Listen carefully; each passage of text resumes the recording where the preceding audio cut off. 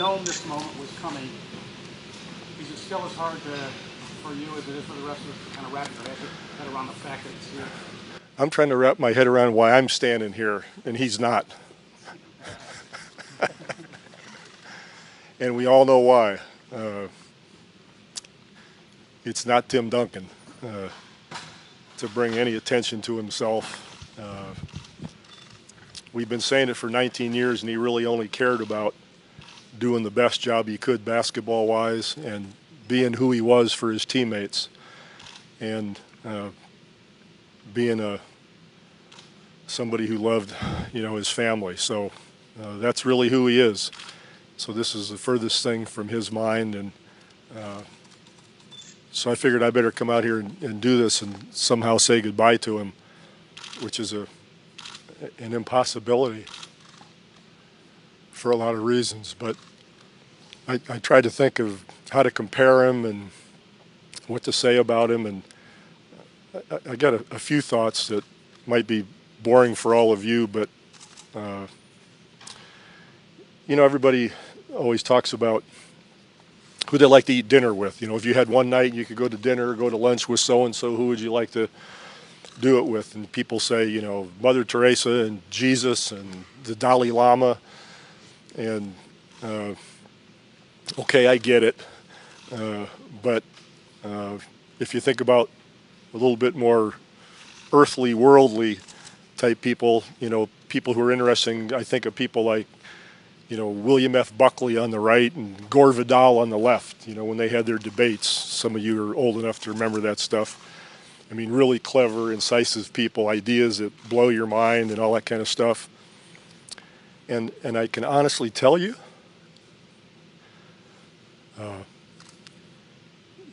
my dinner would be with Timmy. And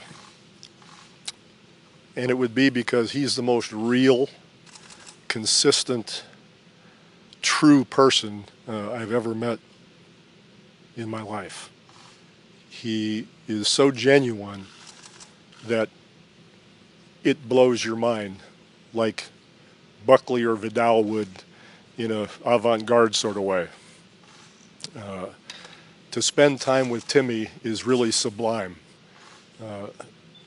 in many ways. People don't know about his cleverness.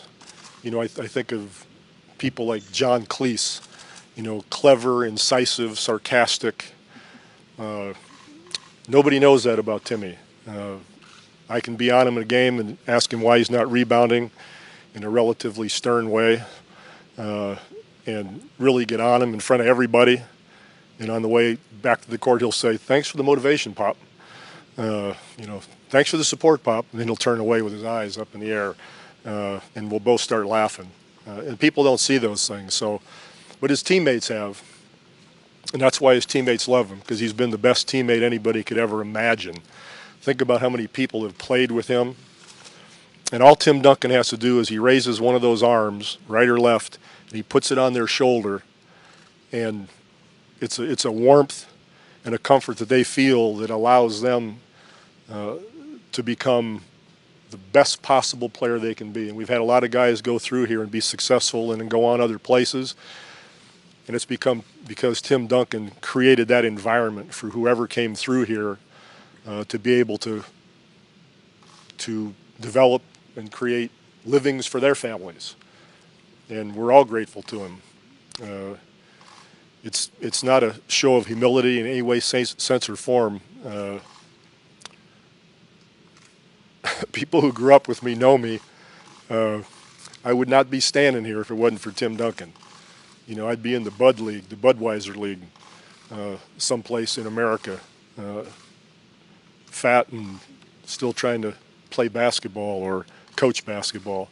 But he's why I'm standing here. He's made livings for hundreds of us, staff and coaches, over the years, and never said a word, just came to work every day, came early, stayed late, was there for every single person, from the top of the roster to the bottom of the roster, because that's who he was. So in all those respects, he's irreplaceable.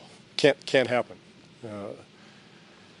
we're all unique, and I guess each one of us is unique, but he's been so important to so many people that it's just mind-boggling. And to think that he's going to be gone makes it really difficult to imagine walking into practice, going to a game, getting on a bus, taking him a piece of carrot cake, whatever it might be. So he's been true to himself, and I read an article yesterday, and I don't do that very often because most of what you all write is junk, so I don't read it very much. But this was by Jason Gay from the Wall Street Journal, and he pretty much got it right on the head about who Timmy is. And I don't know how much basketball he watches, or who he consulted for the article or anything like that, but he was right on the money as far as Timmy's class and humility and consistency over time. You don't see Timmy beating his chest as if it's the first time a human being dunked a basketball, as a lot of people do these days. He's not pointing to the sky. He's not glamming for the cameras. He just plays. And we've seen it for so long that it becomes almost mundane, but so special, and it has to be remembered. Jason Gay, this author from the article yesterday, he said that, to quote him, I think he said, he hid in plain sight better than anybody he'd ever seen. And it's true. And I just tried to think of somebody like that. And I'm a foodie. I'm a food wine guy. So the name that popped into my head was Anthony Bourdain. Like, nobody knew who the hell he was except foodies. And after he wrote his first book, he became popular. And all of a sudden, he's on CNN. He's doing these travel shows, and he's talking about. He's erudite. He's incisive. He's a people lover. He's talking about the Ramones, and he's talking about hooch, and he's talking about food, and everybody says, "Who is this guy?" Well, he's been there all along, and just didn't notice him in the beginning. And it's been that way with Timmy. The greatest player at his position who's ever stepped on a court, and now people are saying, "Oh yeah," that kind of thing. Timmy doesn't care. Doc, did you also read the Wall Street Journal piece about the social psychology paper that Tim wrote at Wake Forest? Yeah, Timmy's we all know he's a grad, but he took his education very seriously. And it's something that he relishes and is very proud of.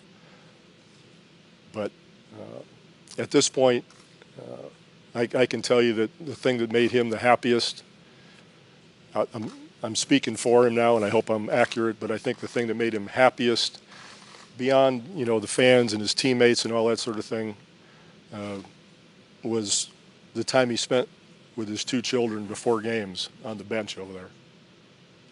That's who he was. That's who he still is. When did you find out that he made the decision he made? That doesn't matter when I found out. A lot of teams that lose a superstar are left, with a big reconstruction period. You guys aren't in that pace. How much is his selfishness as far as salary goes? Well, Timmy, along with other people, Manu and Tony especially, over the years have sacrificed and allowed us to keep a team together. And, of course, RC and his staff have been spectacular in keeping the talent level up and searching out gems that no one else maybe knew about or paid attention to. So, a combination of those things has worked so that we could continue to be a competitive team. As much as he loves the game and you love being around him and him here, and you talk about him coming in, helping out in the future, and still being a part of this deal, because he cut it off. No.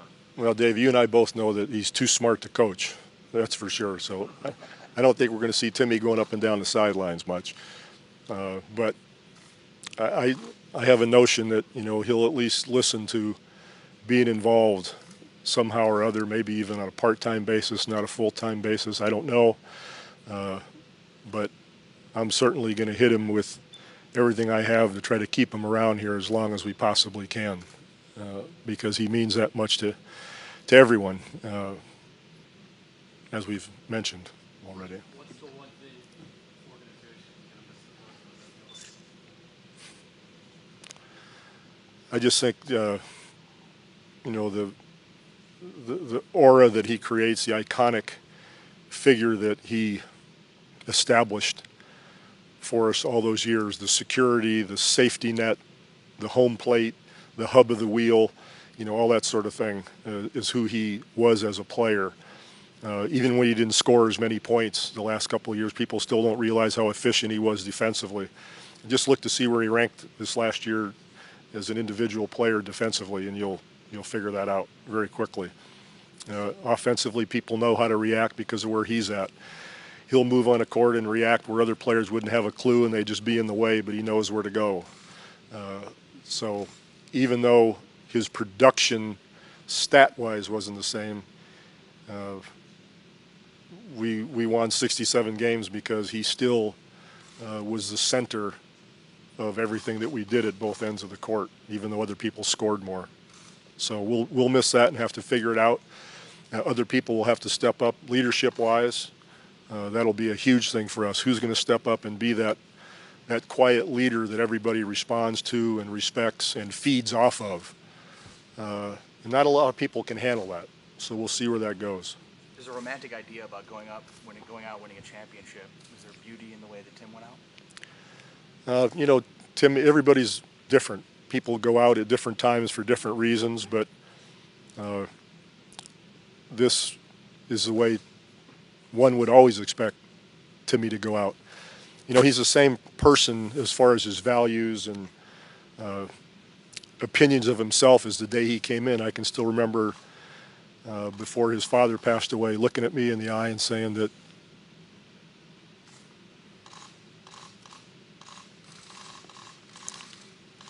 I'm going to hold you responsible to make sure that when he's done, he's the same person he is now.